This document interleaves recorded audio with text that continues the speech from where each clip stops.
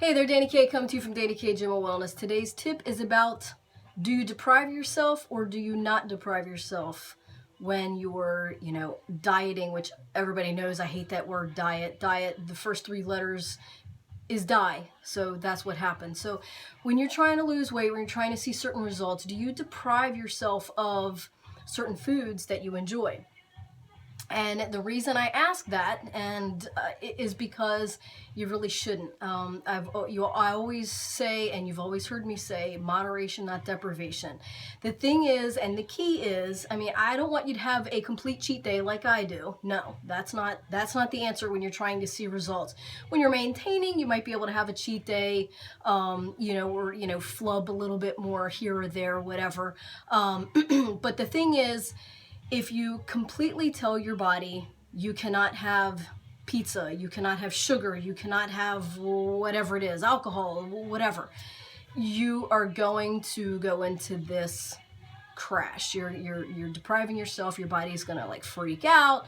And eventually, it might take 2 or 3 weeks, but eventually you're going to be like, oh my God, and you're either going to eat everything over here in sight to stay away from that, or you're going to eat all of this and that, or you're just going to eat an abundance of that said food that you're trying to stay away from.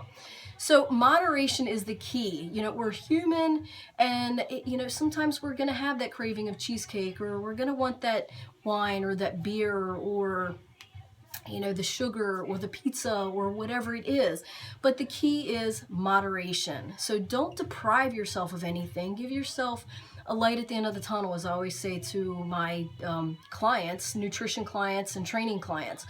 You never want to say you can never, ever, ever have XYZ, because that's the first thing that's going to happen. You're going to crash, and you're going to want that.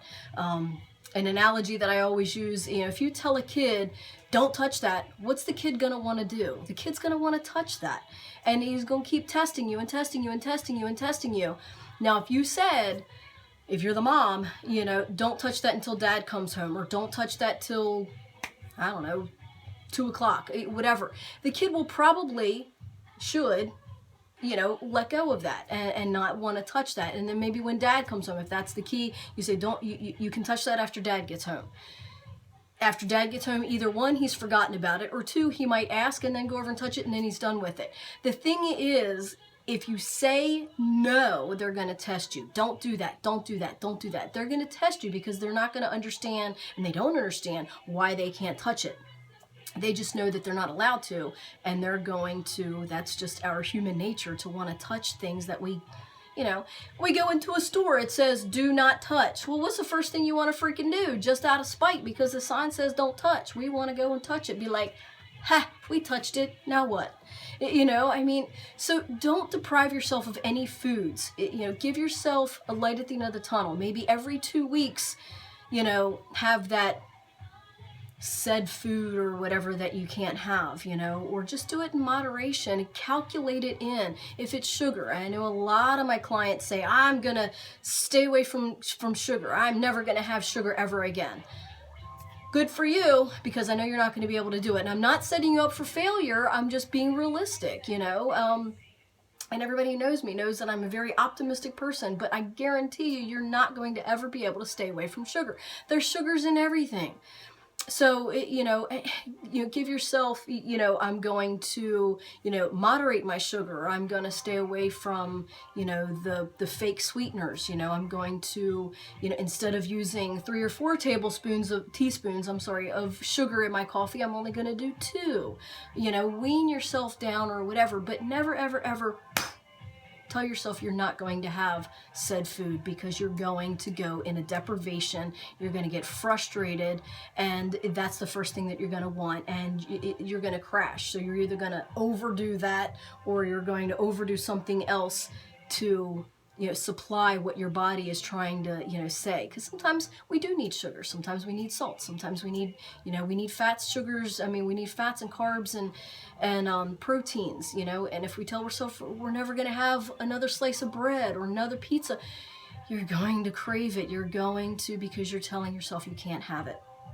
So the key is moderation, not deprivation. Add it into your calories. If you're feeling like you want a slice of bread, or you're feeling like you want a small, a piece of pizza, have a small piece of pizza and work it into your calories. We're human. We're going to do these things. So don't deprive yourself. When I do meal plans for clients, they say, well, I have to have wine, with my dinner. Well, then if you have to, then unfortunately, I'll work it in with your meal plan. So, it will take some of your carb calories. It's about 100 calories for a glass of wine.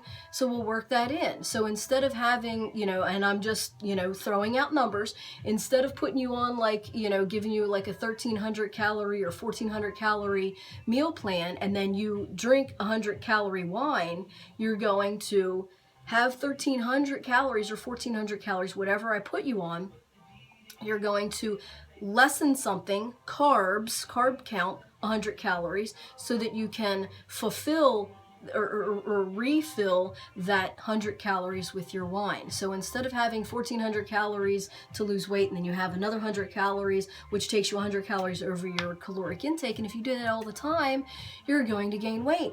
And so you need to, if you're going to substitute something, you have to take something away. So if you want that glass of wine every night, which I do not condone, however, if we have to work it into your calories, that's what we do, because and just remember, it's calories in, calories out. So if you're wanting that glass of wine, again, not every single night, but if you're wanting that glass of wine tonight, take out 100 calories of your food carbs, not protein. Do not take away protein to put a glass of wine in. Take away carbs to put a glass of wine in, because that's carbs.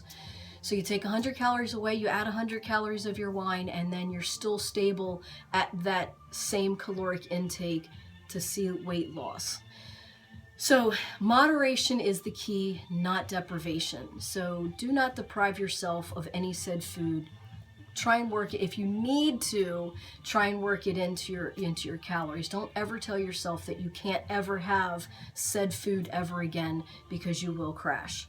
So hope that helped. Stay in tune, stay informed, stay motivated. Bye.